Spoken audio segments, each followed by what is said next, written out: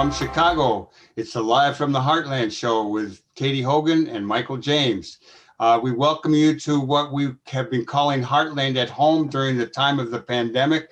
This would be number 60 for the week of July 10th. We'll let you know when we're back in the studio. Today we have a jam-packed show. We're going to have our friend Brian Mier reporting on Brazil. We're going to have Tom Michael, a super runner and PBS manager at Boise State Radio, talking about all things Idaho and running some long distances. And we're going to be joined from Delaware with Gordon Thomson, giving us an Olympic update. So we got a lot to talk about. Stay tuned. You're going to have a good time. Good morning, Katie. Hi, Michael. We're going to skip the good things today simply because of the packed show, but we are going to notice that this week there was a lot of reporting on U.S. out of Afghanistan, and for many of us watching it, it's a troubling story. We don't know if it's good, bad, or indifferent. We're going to look into that more in the future and what it means for us all. We'd like to call everyone's attention to a very serious article that appeared on Thursday in the New York Times about the battle between Chicago and the lake. And it gives a lot of detailed history about water in Chicago, the lake, the Great Lakes and the Mississippi Valley water systems and how they were connected, and the challenges that face us as global warming raises the lake too high and sometimes too low. It's not going away. We all need to pay attention, and it's really a great read because you'll learn an awful lot. Yeah.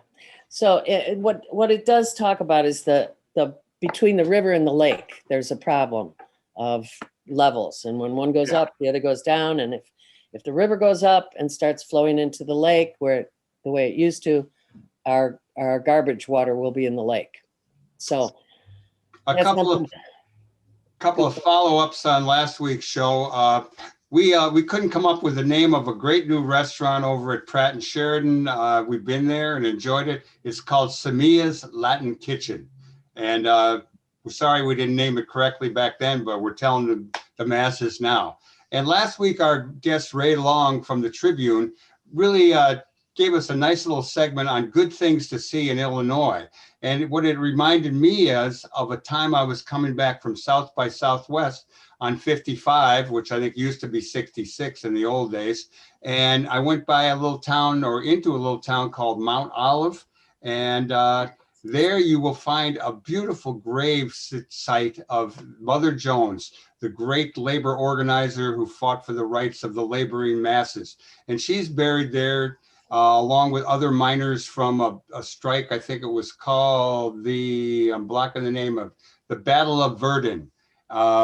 And there are two other statues right by hers, and one is of a coal miner and one is of another kind of worker. It's a kind of a moving site. It's a nice little town. Check it out. So that's our labor report for today, you guys. Another just factoid or simple, this week was a week of that celebrated the 75th wedding anniversary of Rosalind and Jimmy Carter. So they were on TV quite a bit. They were interviewed by Judy Woodruff. And just seeing them reminds me of a gentler, less partisan, awful time. Strange, interesting fact, Jimmy Carter was the first U.S. president born in a hospital. I thought that was interesting, that late in the day, that by 1976, we had not had that. And also in presidential work, President Biden did a strategic visit to Illinois this week. Strategic in that he appeared in the only county that actually voted twice for Trump. And also because he was appearing with two of our first time and once reelected congresspeople, Sean Casten and Lauren Underwood, who are stars in the Congress, but who also need your help to get reelected. So yeah. On the legal front, the Supreme Court really seems to be moving in a more conservative direction as people had expected. They've done it again. This last Thursday, the conservative majority, I think it was 6-3, upheld two pretty racist voting restrictions in Arizona, making it clear that the court is now on the side of the grand old party, the Republicans, in its ongoing assault on democracy. Some people think the Supreme Court should be expanded. Other people think, no, we got to wait it out. This is something that people need to pay attention to. And for those who in the past have said, it doesn't matter if I vote or not, it clearly does matter. We really need to be ready for the 2022 elections and get all the Democrats we can in to keep the House and to take the Senate in a much more bigger and meaningful way. Well, since you brought it up, I'm going to shoot this in here. Serious electoral activists with 4th of July behind us now are in full campaign mode, facing this all-important midterms of 2022. Council for a Livable World does a really good job always of keeping lists of who's what and where in our electoral politics. And they have a list of the key Senate races for top prospects for Democratic pickups. And that would be in Pennsylvania, North Carolina, 2 senators retiring there, Wisconsin, Ohio, Iowa, Missouri, Florida. That's like 7 states that we could work to get a senator. Same time, we've got senators at risk. They also list those. Mark Kelly in Arizona, Raphael Warnock in Georgia, Maggie Hassan in New Hampshire. Sorry if I said that name wrong. And Catherine Cortez Masto in Nevada. So got it. A lot of work to do on the electoral front. People should start picking their fights and getting into them. Okay, on the gun violence front, over the holiday weekend, there were 100 shootings in Chicago. They resulted in 17 deaths. And now the ritual appearance of the mayor and the superintendent of police are out there bashing the courts and bail reform. Katie, you read a serious story in WBEZ on it. You want to add anything? Yeah, I would just say that BEZ did a great article on and now I don't even have the title of the article, but the article included a response to the continual bashing of courts and the bail reform as reasons for this gun violence. We've got to stop pointing fingers. Tim Evans, who's the head of the circuit court judges, put in this BEZ article actual facts and figures challenging that. And when the police are asked, tell us how many of these people who are out on bail are involved in these shootings, they come up with 1 or 2 maybe examples of people who were on ankle bracelets who were all up in trouble. We have to do something different, clearly, really, really different than we have. I would recommend folks check out the BEZ article from this past week.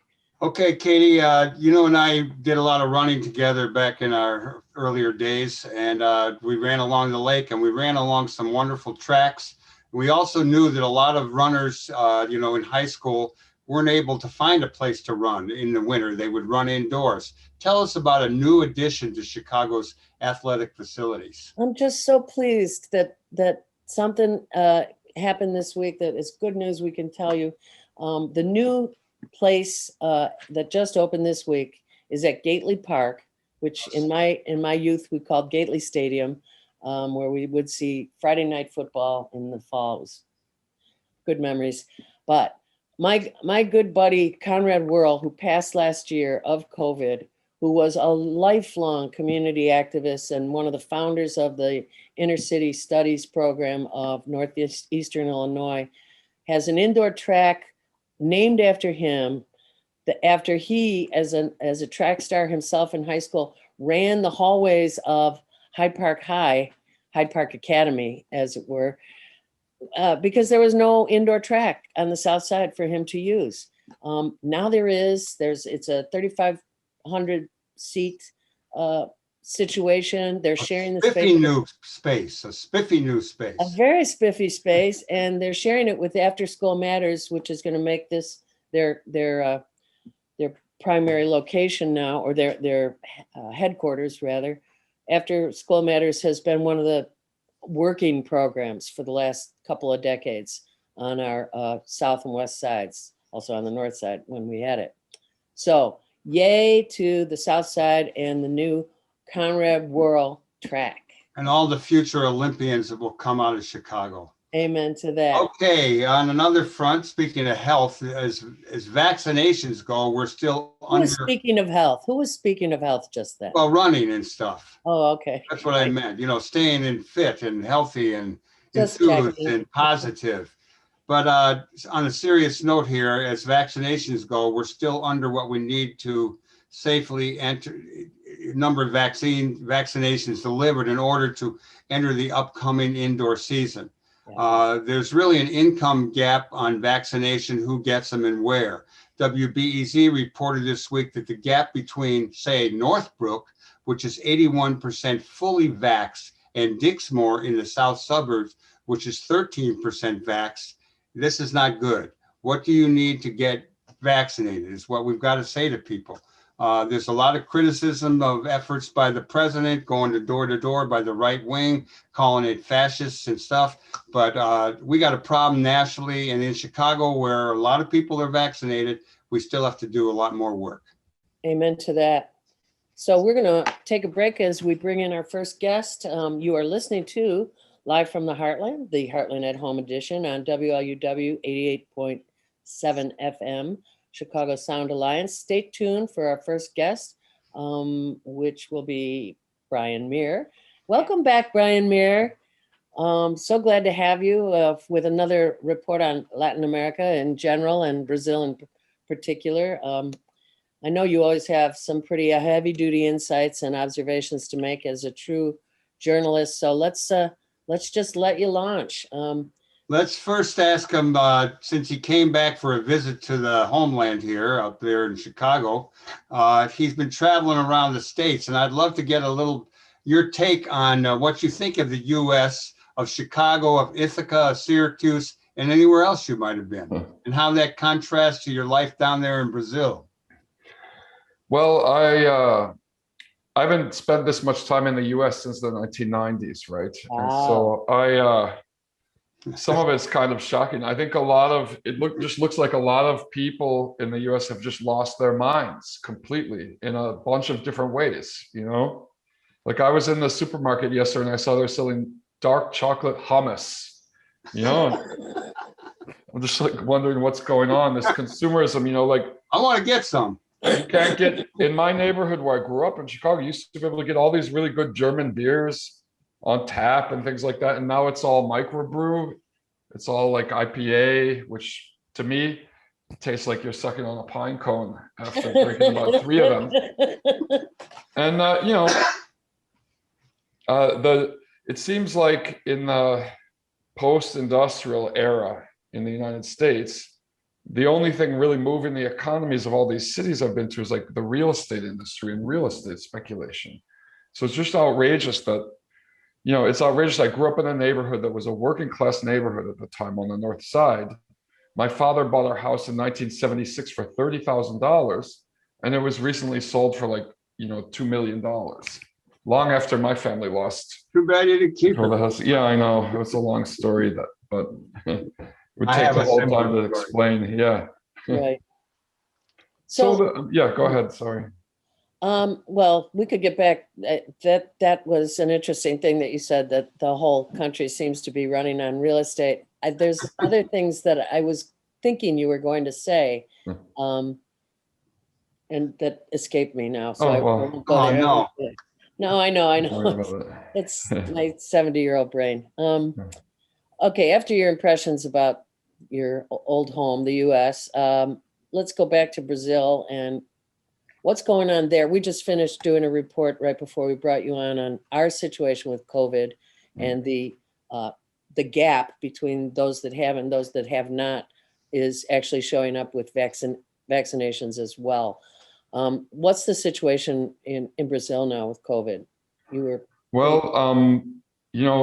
In 2016, the Obama administration supported the coup against Dilma Rousseff, and we haven't had a real rule of law since then. They unjustly arrested the leading candidate in the 2018 elections. with support from the US Department of Justice, the Trump administration, to put Bolsonaro in power. And since he took power, he basically just copied Donald Trump on everything. He loved Donald Trump. So Brazil is the country that most copied Donald Trump's COVID approach. You know, when the FDA banned the use of chloroquine for COVID, Trump sent 2 million doses of it down to Bolsonaro.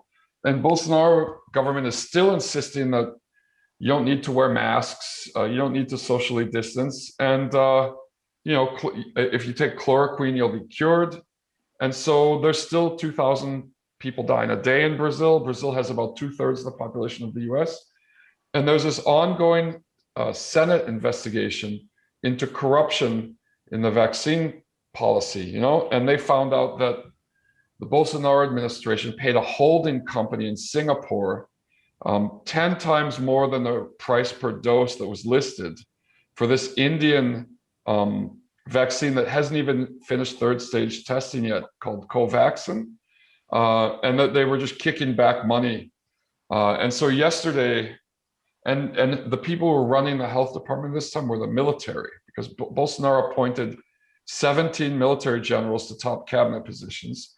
And yesterday, the military threatened the Senate because the Senate made its first arrest in this fraud investigation. And it looks like a lot of top military implicated. And so the military threatened the Senate and Congress and said there are going to be repercussions if they try to, you know, try any members of the military in this scandal.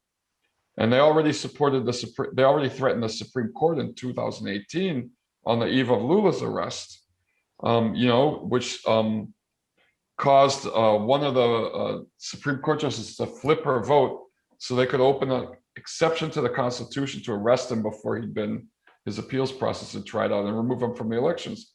So it looks like we're on the verge. Some people are saying the military has been running things since Bolsonaro took power, really. But things could go either way at this moment, because Lula is getting more and more popularity. If the elections were held tomorrow, he'd win by 30 points, according to the polls. Didn't he recently get released? No, he was released like a year and a half ago. Oh, But okay. what happened recently is all the convictions against him were overturned because of felony judicial bias. And the judge who did that, Sergio Moro, is now hiding in Washington, D.C. I bet. To avoid conviction. But so we're at a kind of crossroads in Brazil right now as to whether democracy is really going to like return, or if the military is going to clamp down like it did in 1968, 4 years after the initial coup, when it started throwing labor activists and things like that in jail and assassinating them. How So terrifying. You know, Yes. Brian, you talked about the U.S. involvement in the coup. Could you give our readers just a little hint on that? I had suspected that, but I'm taking your word as confirmation. And I Okay. love that Michael calls our listeners readers, because I'm sure they all are, just not to us. Good to read, it's good to listen, and it's good to watch.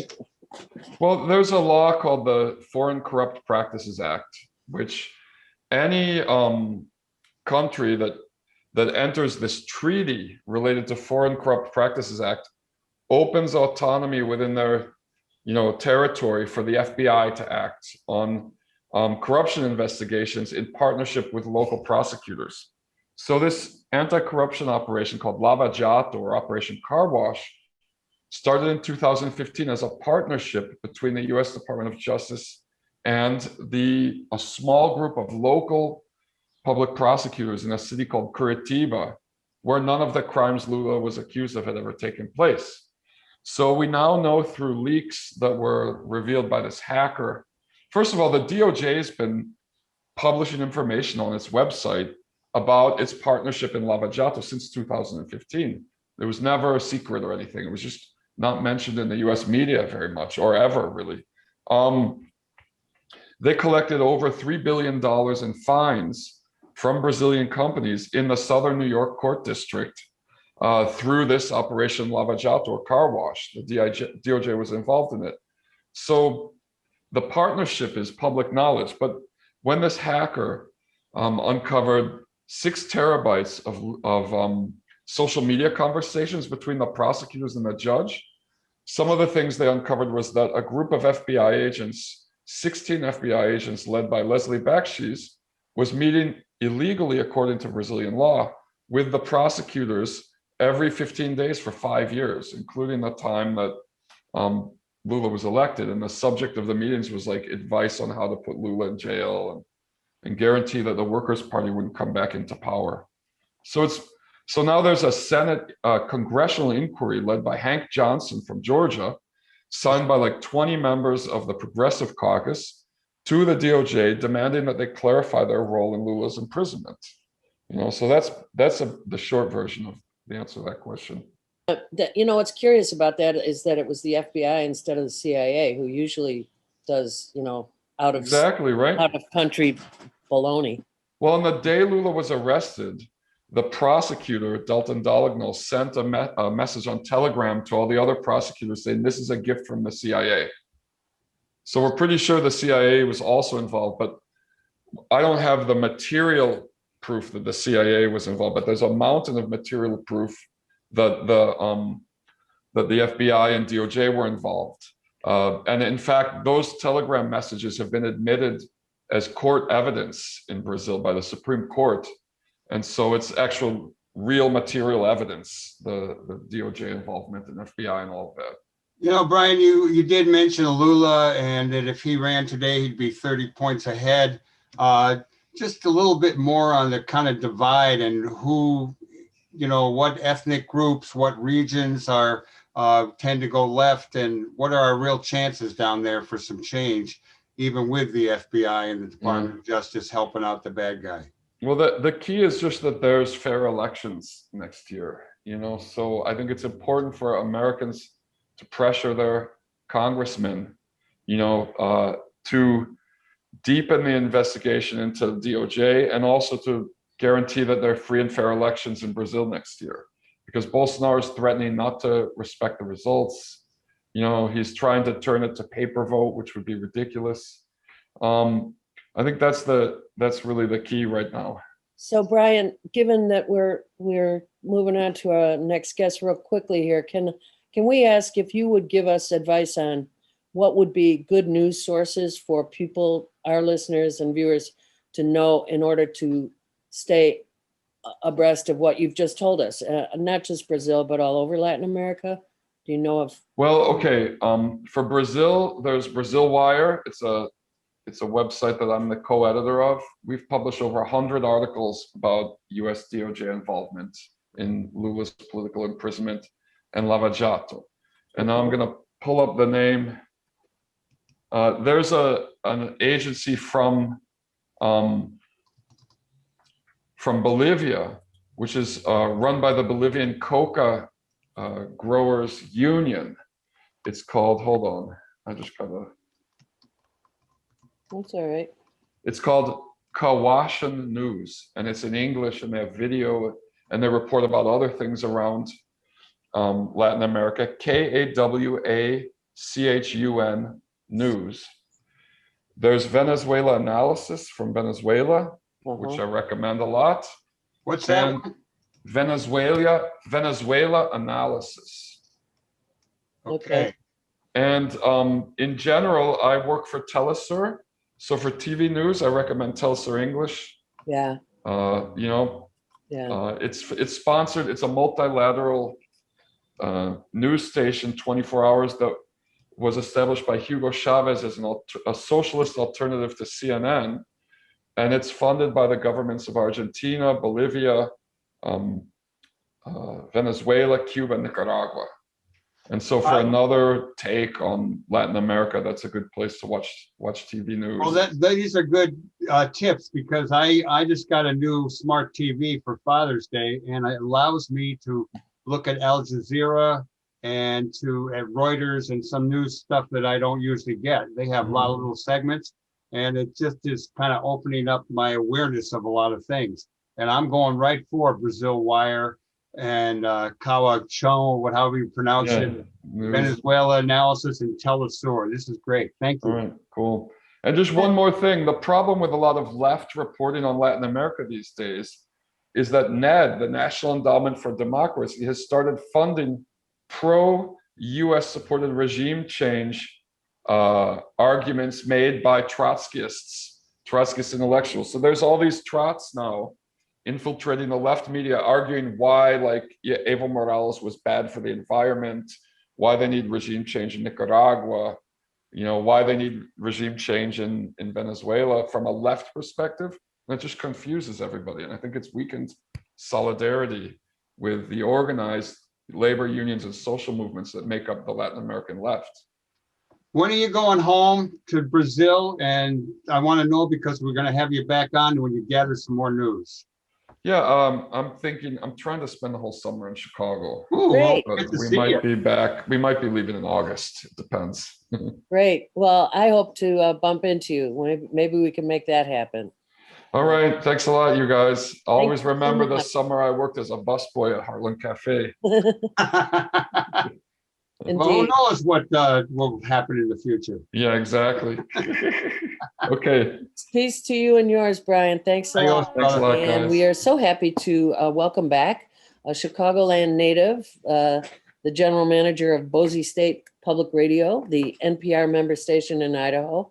And prior to that, somebody who founded Marfa Public Radio in Texas, West Texas, and a Loyola grad. Here we are on Loyola Radio, who competed in track and field and cross country under the tutelage of our Olympics correspondent, Gordon Thomson. Welcome back, Tom Michael. Katie, it's good to be back. Hello, Michael. Good to see you, brother. I've been following you on Instagram, and I was my attention was grabbed when you talked about running 200 and some odd miles, crying and crawling on the way. And you have filled me in on some details. Why don't you tell us a little bit about your participation in the Boise Trails Challenge? It's a month-long challenge to compete by bike or run a couple hundred miles. Tell us about it and what it was like and why you were crying and why you were crawling. Oh, you bet. Yeah. So, and this also speaks to probably the percentages of public land out here in the Mountain West that we can talk about. But it's an athletic event called the Boise Trails Challenge. A challenge to run more than 200 miles of the foothills trails. I completed it in 10 days on foot. Most try it by bike. There's about 1,000 participants.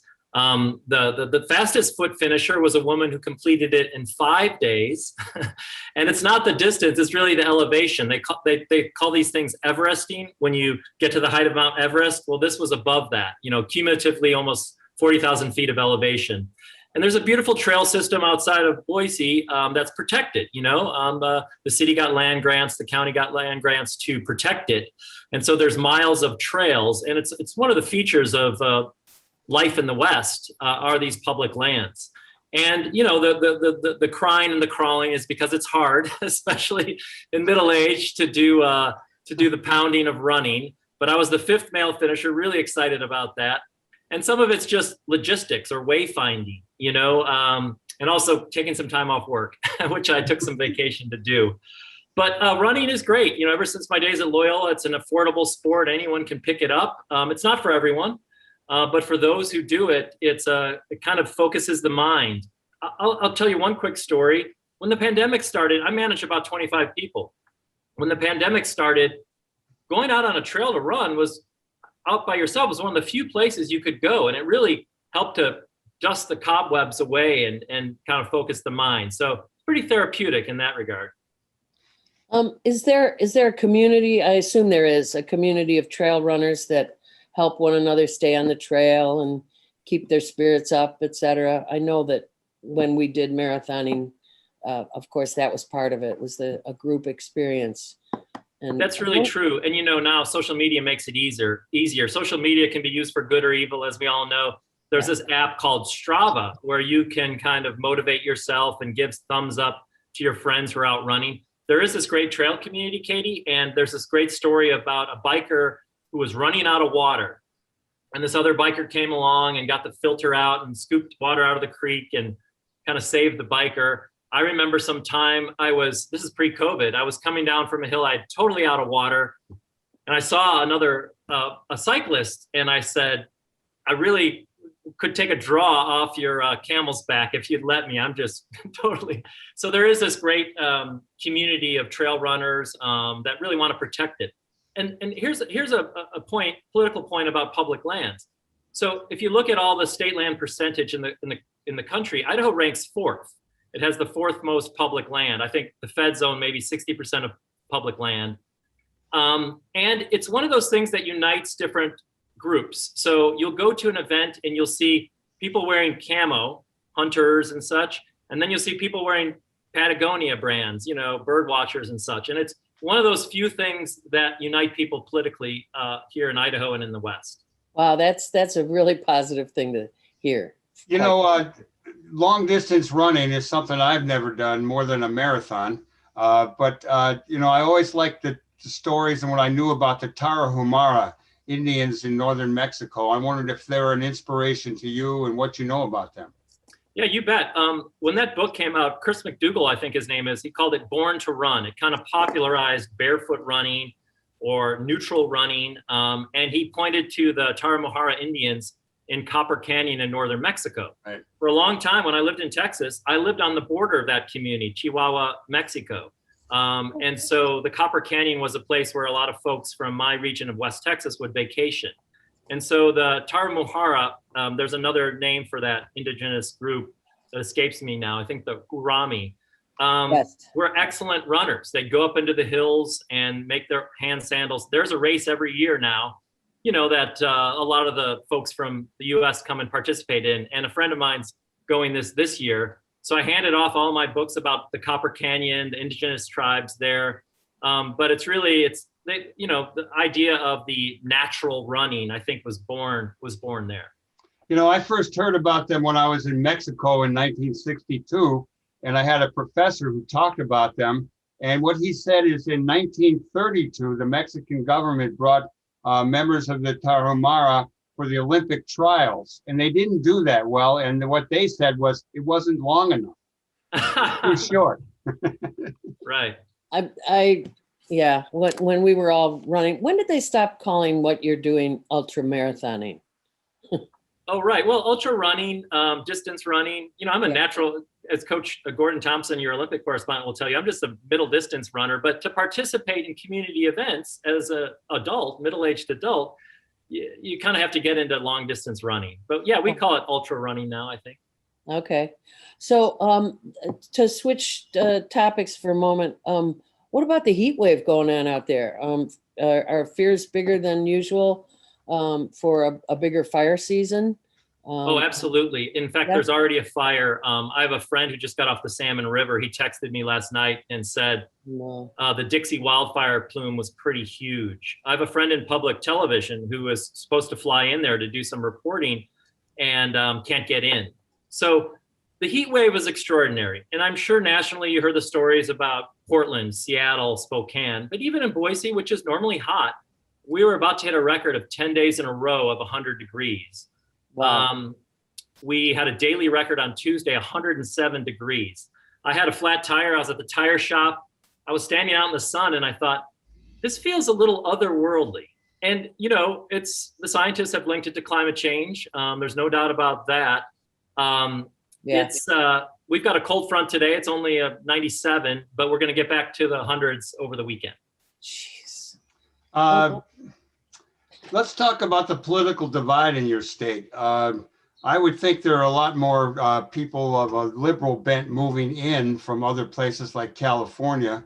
I remember back in the old days at Berkeley, I met a guy who'd been hid out in the 50s when the McCarthyites were after him. And he was a leftist and he had gone to Idaho. Now we hear of guys like Eamon Bundy is going to run for governor.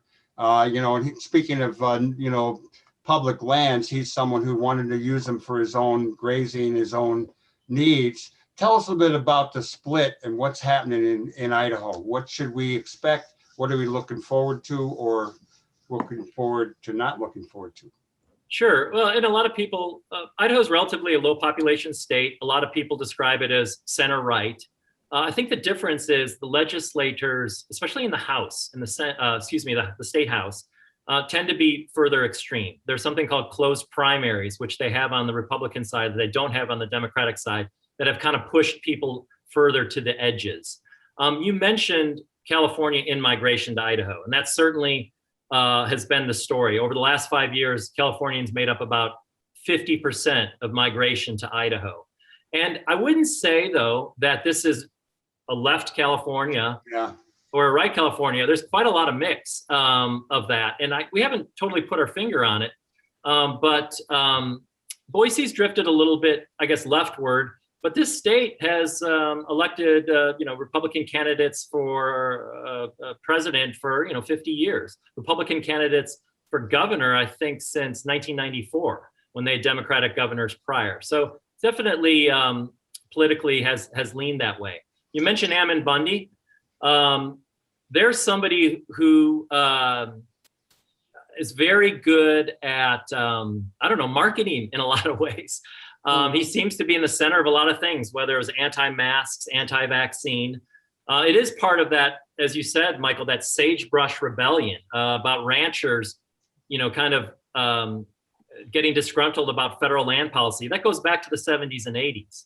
Yeah. So it still lives here. And it's a pretty nuanced debate here. But yeah, Ammon Bundy running for governor. I have friends in media who feel like he's almost got a publicity stunt every other week. But yeah, no, he's definitely a national figure that we cover. I think I heard that the funding for Boise State Radio, which you're head of, only won by one vote in the legislature. And I'm just wondering how the political situation is affecting your job and how you report things and what you report. This is such a big story. Certainly we have a firewall between our editorial and any other part of the university, but just a correction. It was Idaho Public Television that's directly appropriated by the state. They were to get $5 million in funding, which they've gotten year after year after year. And this year, they got that funding by one vote. And it was surprising. Now, on the public radio side, we're a different entity, Boise State Public Radio, and our license is held by the university, Boise State University. But this is an interesting story. And if you have access, there was a really long feature piece in the Chronicle of Higher Ed just a couple days ago about our university president. So new president, grew up in rural Wyoming. She led University of Santa Cruz for a while. And she comes to Idaho, and higher ed has a target on its back. There was a move to defund higher ed, especially this university, by more than $1 million. And that went through. We had our budgets cut as well, perhaps unrelated. But a lot of it was this discussion, which you see in other states, about critical race theory and conservative legislators believing that higher ed is indoctrinating our children. So, you've seen this in other right-leaning states, but it really played out here, and it had some real consequences to our public state universities. Wow. That's upsetting to hear. Let me ask another related question. What about the status of vaccinations in your state? What's the population of Idaho, roughly? I think it's 1.2 million. I'll have to look that up. Do you know the percentage of vaccinated people yet? I do. We had a story on NPR about exactly a month ago, June 9th. And our reporter said Idaho's vaccination rate was in the bottom 10 among states. So even before COVID, we had parents who opted out of vaccinating their kids in many districts for the other usual stuff. Right. But I just looked at the stats, Katie, and for 12 and up, at least one dose in Idaho is 48%. That's compared to 64 nationally. And for 65 and up, where the country's doing great, 88% nationally, Idaho has 77%. And just yesterday, there are different reasons. There's a fellow who lives across the street. I hope this is okay, I'm talking about it, that doesn't want to get the vaccination, a military vet, and he just says doesn't have time. There's a woman who came into our house who I just met for the first time who said she didn't want to get it. And I think, and Michael, you taught me this years ago, it's having that conversation, that maybe even peer pressure, asking why, understanding the reasons. So this is interesting, Katie. We have some friends in town from Texas, and one of them is a health practitioner in the county I used to live in, Presidio County. And for rural Texas, this guy who's a PA got 85% vaccinated in his county. It's a heavily Latino borderland county. And a lot of it was that peer-to-peer conversations. Yeah. He would talk to patients about the book of Revelations. He talked to patients about other kind of cultural obstacles. So it's real. And I think it's not just the usual reasons. Yeah. Well, that's completely fascinating.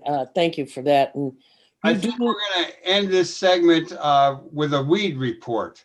Okay. You live next door to a legal weed state, which is Washington. How has that affected trends in life all across the border in Idaho?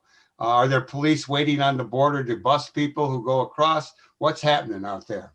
Yeah, it's interesting. I mean, this really is a holdout state. As you know, Utah is a heavily Mormon state. We do, in Idaho, there is some kind of Mormon influence as well, percentage-wise. And it's surrounded by states that have some sort of legal cannabis in some sort of way, even in Canada, right? So there was a debate about hemp here even, that was interesting. They call this valley the Treasure Valley in Boise, and Oregon is only 30 miles away. So the pot shop in Ontario, Oregon, you can see a lot of Idaho license plates there, I think. Wow. Well, thanks. We're out of time because we have a packed show, but thank you so much for coming on again. We really appreciate it, Tom. Katie, great to talk to you. Great to see you again, Michael. And yeah, thanks for allowing me to talk about the West on your show. Is there a web link for your radio station? Yeah, you bet. BoiseStatePublicRadio.org. I launched a public affairs show called Idaho Matters and a regional news group called the Mountain West News Bureau. So please check it out if you're interested. Yeah, it's always good listening to you. I've always been impressed with you, not only for your running and your just general being, but you interviewed me once for a class, and it was the most accurate interview I think I ever did. And you never took a note. You did it all just right up here. So you're the man. All right. Thanks all. Thank you very much. Peace. Bye-bye. Peace and blessings. Okay, just quickly before our special Olympic report, we've got a couple of events to remind you.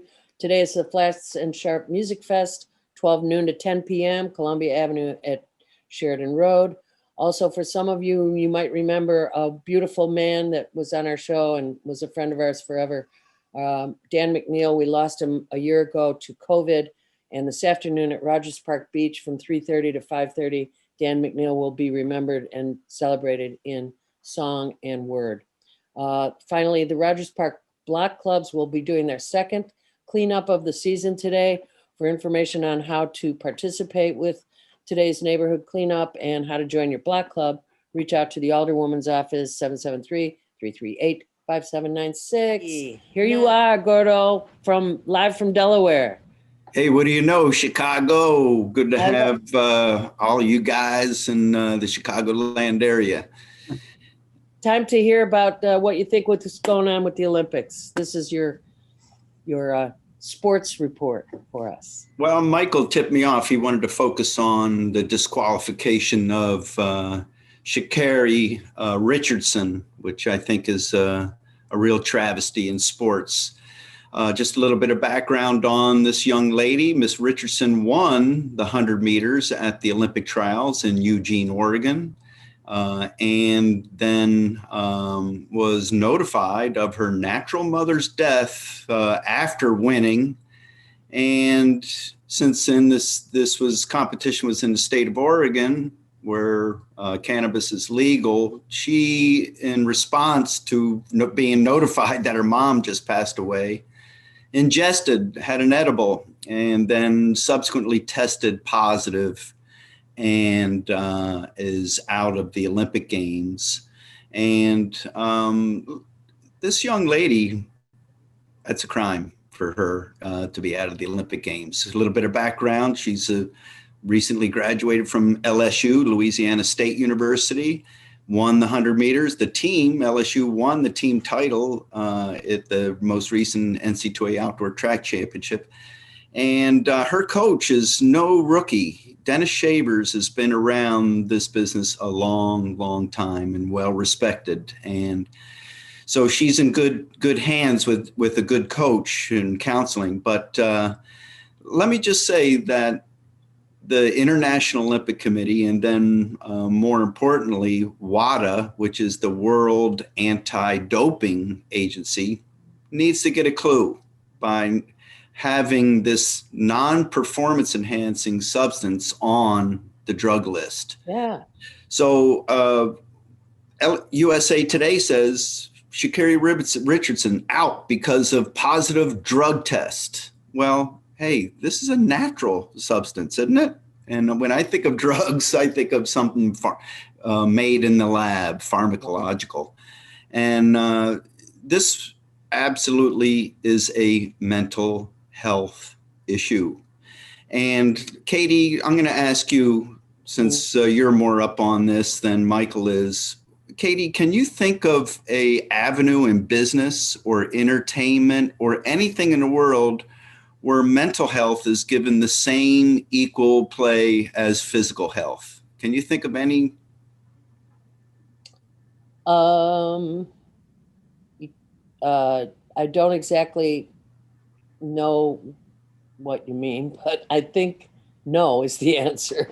No is the answer. There is not mental health worldwide, and in our Western medicine paradigm is not equally treated or not fairly treated because it's not readily seeable. You can't see if a person is really hurting unless they have a scowl on their face, like me, because I'm hurting.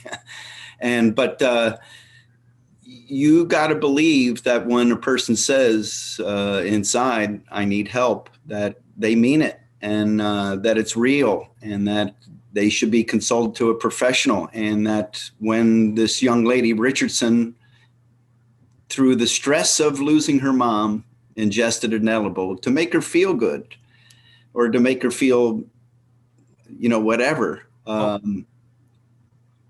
it should not be part of the international world anti-doping action. Gordo, do you predict that this law will get changed or this rule in the international athletic bodies? Well, it'll eventually get changed, yeah, because the IOC and the World Anti-Doping Agency will get a clue, but it'll be too late for Miss Richardson. She would have won the gold. This is costing her not just a couple of dollars, but potentially hundreds of thousands of dollars, if not millions, in endorsements and so forth. So, okay, just before we go, Gordo, we've got to ask you. The latest stuff from Japan says that they're really going to be very serious about keeping people away from the games. Can you catch us up on the latest on that score? Yeah, this past Thursday, they made an announcement. No fans will be attending the games. It was originally just going to be Japanese nationals that were going to be able to. So they have a vaccination rate of under 15%. It's climbing now. It was 5 or 10% a couple of weeks ago, but it's up to about 13% in the country of Japan, which is too few. So no fans, and maybe just IOC, the big wigs. Yeah. with the money. Hey, this Olympic Games is going to make $5 billion just off of TV rights. So they really didn't need the actual physical people in the stands to carry it through. This Olympic Games is all about money. That's why it's going to happen. The people in Japan don't want it to happen, and the athletes are a little bit unsure, but the athletes are ready to go. It's going to be a great deal. It's going to start on July the 18th through August the 23rd. Let's rip it. All right. We'll have you back. I was just going to say, we'll have to have you back while it's going on. Hey, take care of yourself, man. Get We'll some see you. acupuncture. Thank you. All right. Okay, as we close out, I'm going to in memoriam on two people. There's Ralph Davis, who played at St. Benedict High School and then went off. He was a recruit by our friend Russ Bradford, and he was part of the UTEP teams. I think 1991, he went to the final 16. He passed away, and the reports I got were that anyone in basketball in Chicago, former pros, a lot of people, everyone was there. So rest in peace, Ralph Davis. And then Anthony Porter, who was imprisoned for a murder charge, was later let out of prison He by was, Governor George Ryan. no, he was not let out of prison. They fought like heck to get his conviction vacated. That's okay. He was wrongly convicted.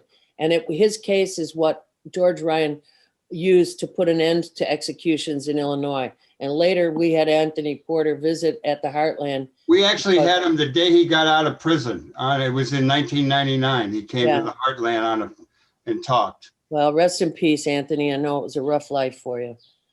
We're going to go out with Twin Peaks like we often do. For the last 24 years or more, we've brought you live from the Heartland, now Heartland at Home, broadcast every Saturday morning, 9 a.m. Central on Chicago's WLUW 88.7 FM. It streams live from WLUW.org, and we are archived on our channel at youtube.com/Heartland Media, and cablecast all week long on CAN TV, channel 27. We thank our team, which is little now this week. It's Gwen Brown, and us this week. Thank you, and thank you all for listening. Please continue to do good in the world. The world needs all the good that we do. All power All power to the people.